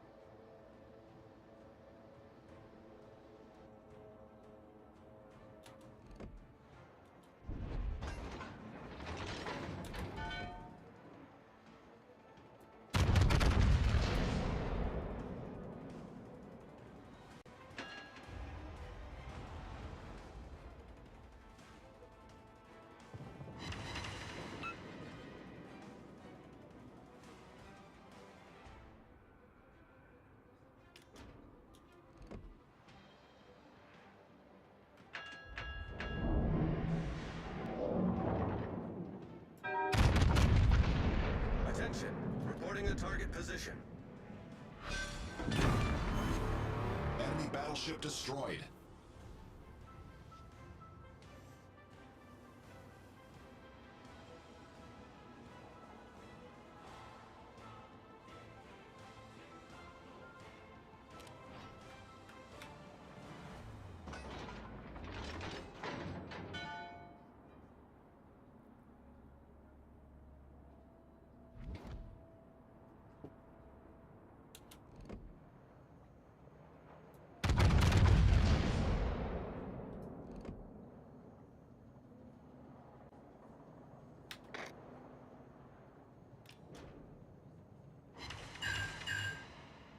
Enemy cruiser sighted.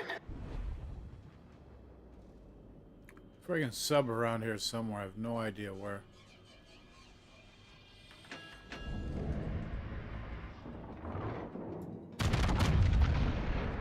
Provide anti-aircraft fire support.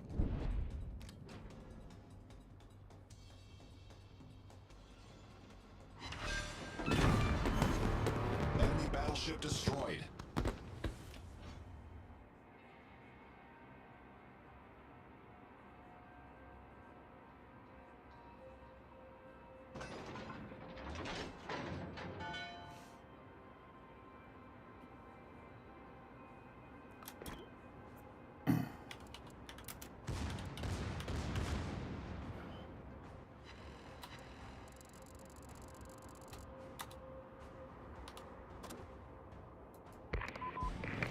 Awaiting instructions.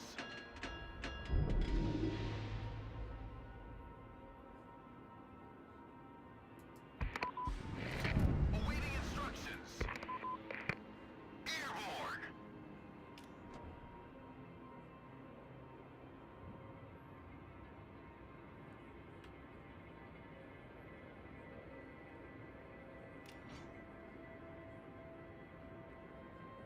I need support.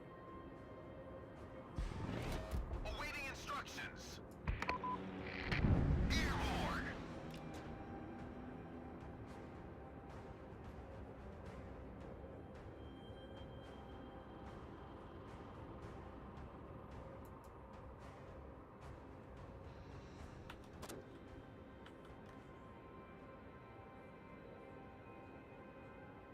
Torpedoes to port.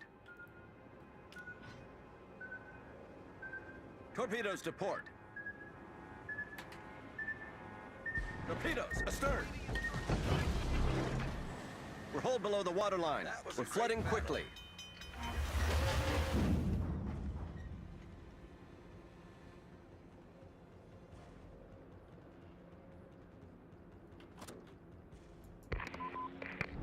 Airborne. Problem solved, sir.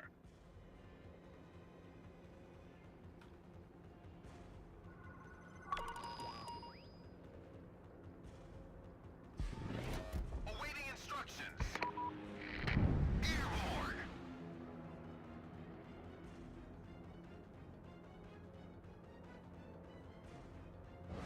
Torpedoes astern. Battle ends in 5 minutes. Torpedoes astern. Torpedoes astern. Torpedoes to port.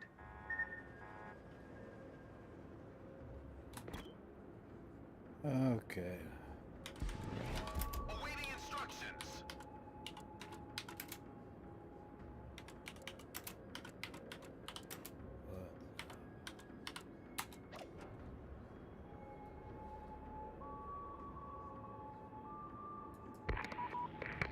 Airborne.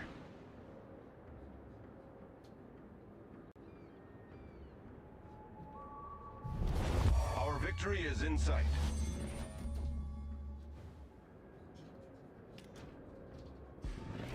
Awaiting instructions. This friggin' being run around, chased by a sub all friggin' game. Unbelievable.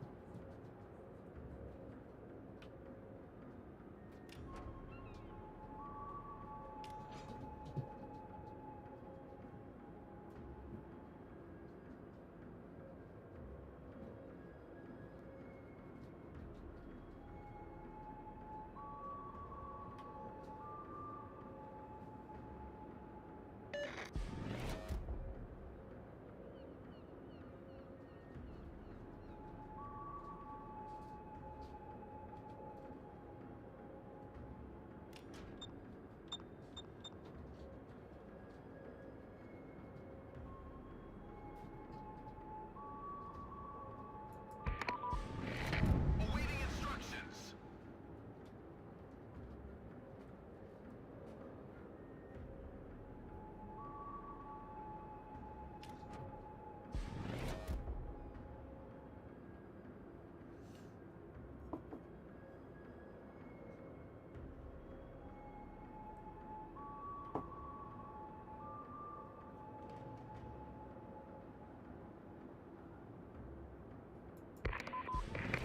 Awaiting instructions.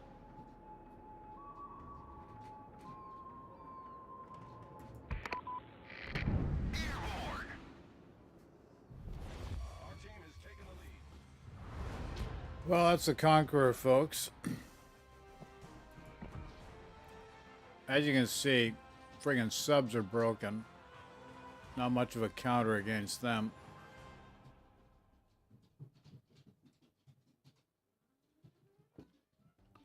Their guy came in number 1. You know what you're doing with a sub. You can just do whatever you want, basically. Abso-friggin-lutely. Not much you can do.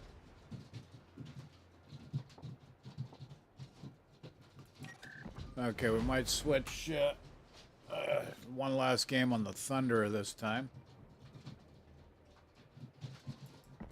Let's check naval battles.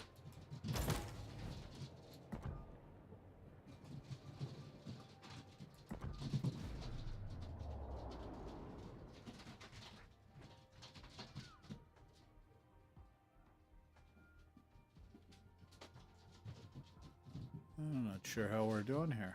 Well, we got 3 out of 7.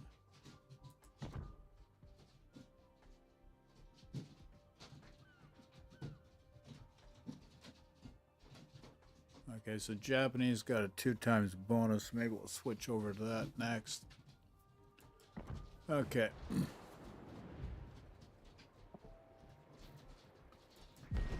Tier 10 Thunder. Just gonna freshen up my coffee while we're waiting into the queue here, folks. Questions, comments? Just throw in chat, please.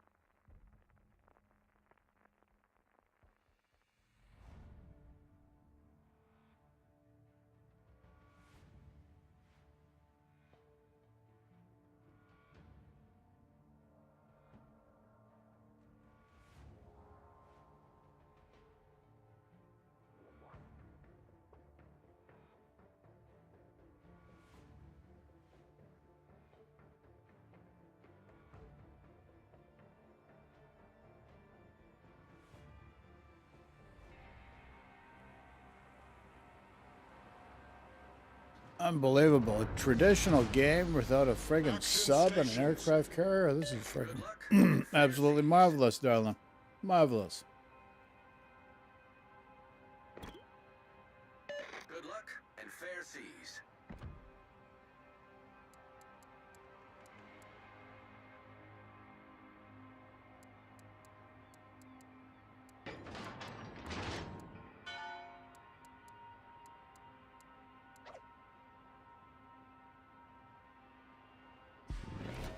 Awaiting instructions.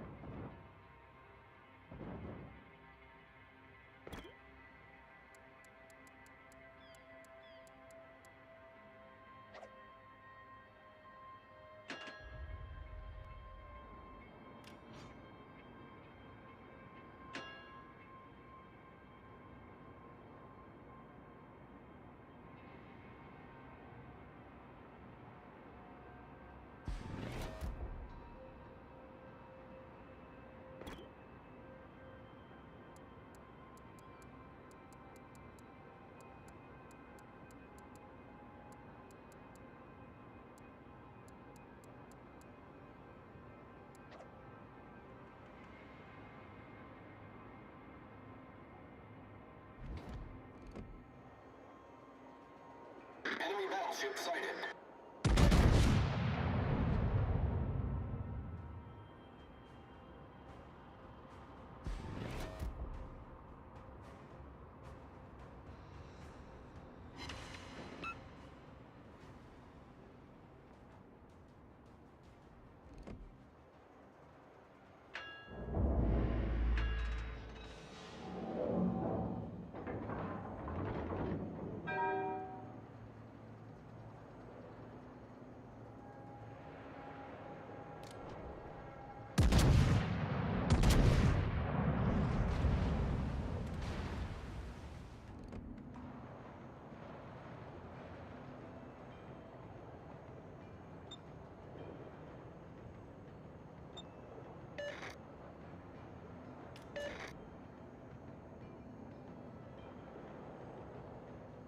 Enemy cruiser sighted.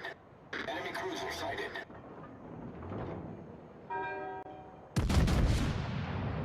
Enemy battleship detected.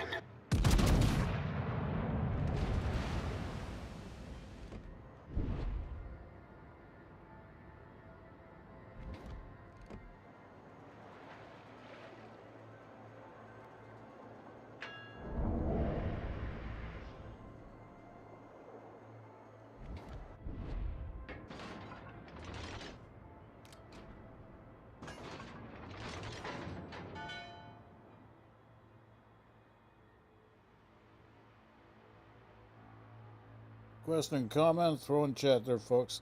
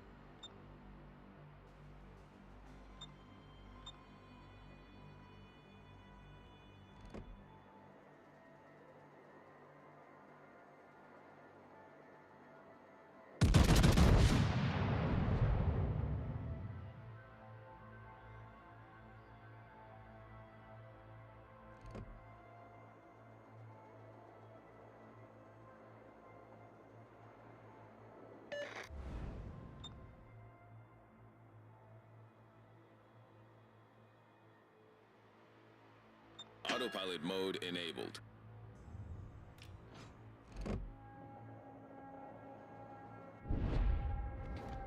Okay, I'm gonna head over to the other flank. We've got this flank covered. They're chasing. I'm not gonna get into chasing.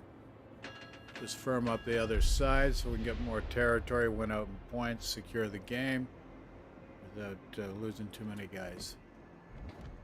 Enemy cruiser sighted.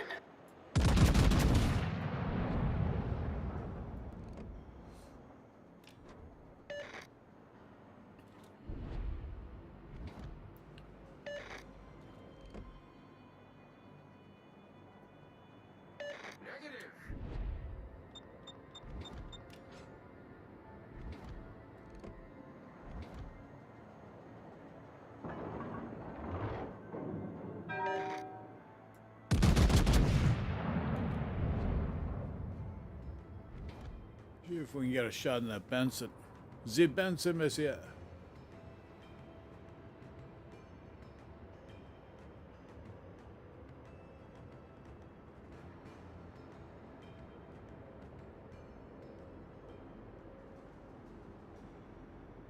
Concentrate fire on the enemy warship.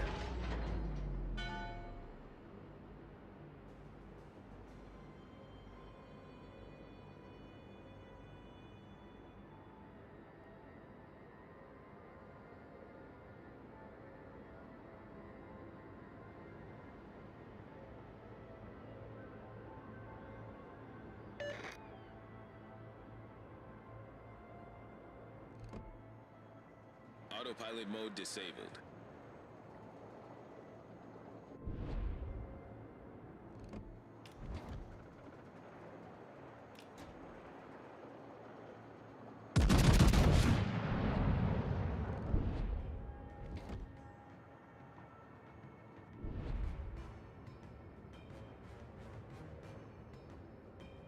Affirmative. Thank you.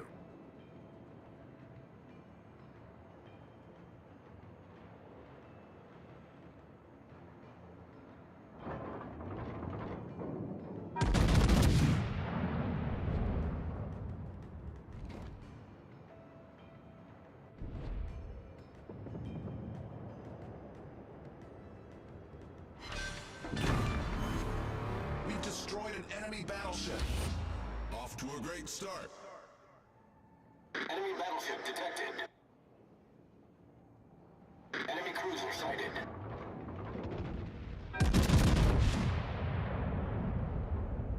Enemy battleship detected.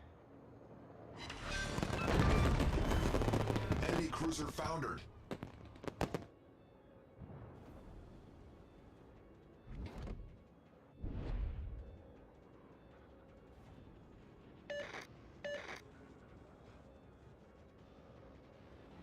Negative.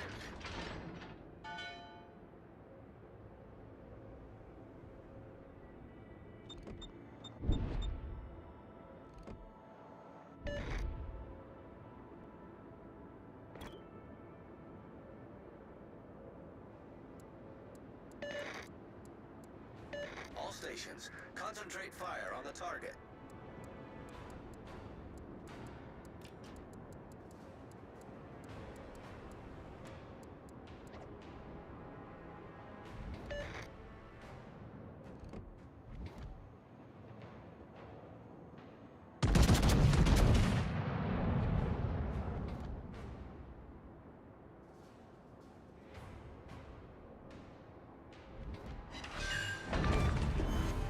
We've destroyed an enemy cruiser.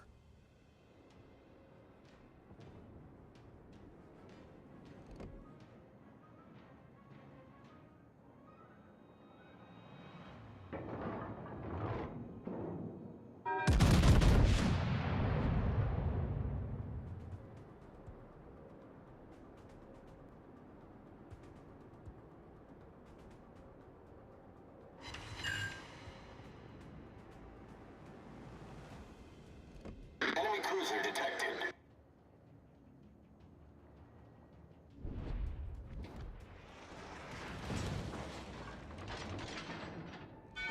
Enemy battleship detected.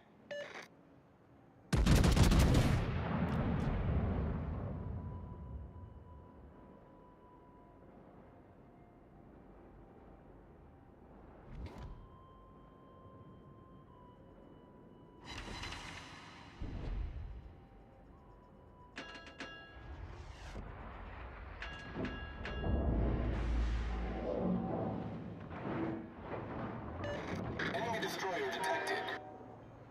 All stations, reporting the position of a strategic target.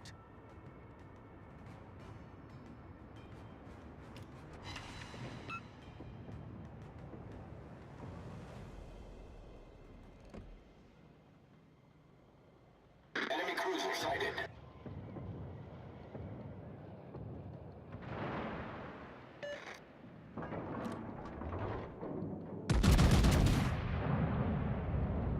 Enemy destroyer sighted. Enemy battleship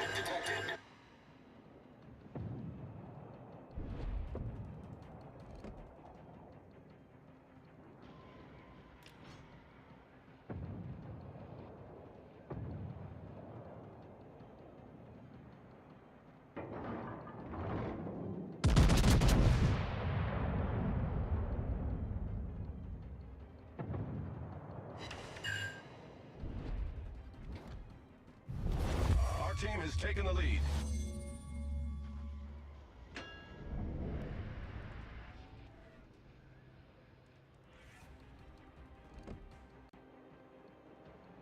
Enemy cruiser sighted.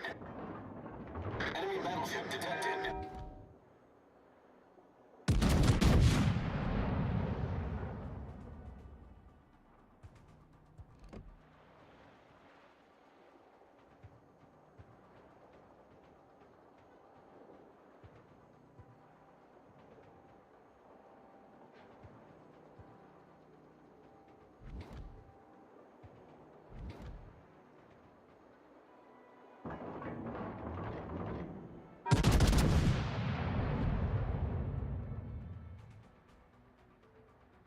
Good game, everyone. Our victory is in sight.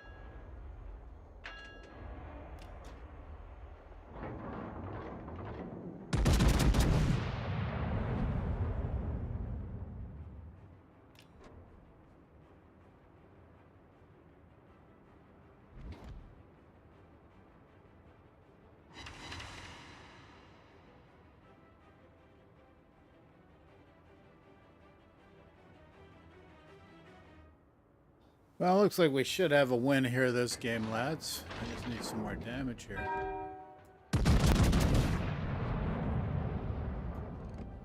Just need some more damage, lads. More like.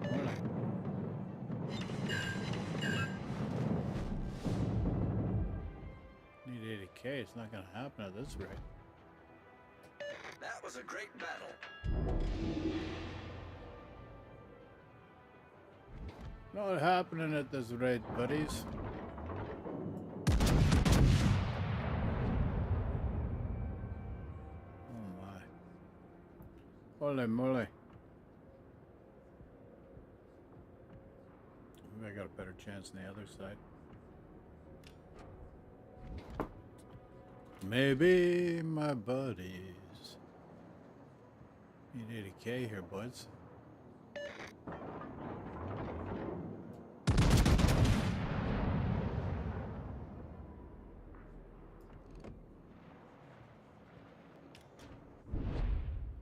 Game over. I don't think we got it, lads.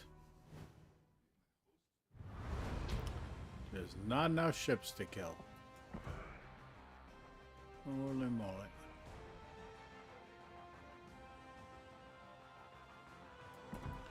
There's not enough ships to kill there, folks.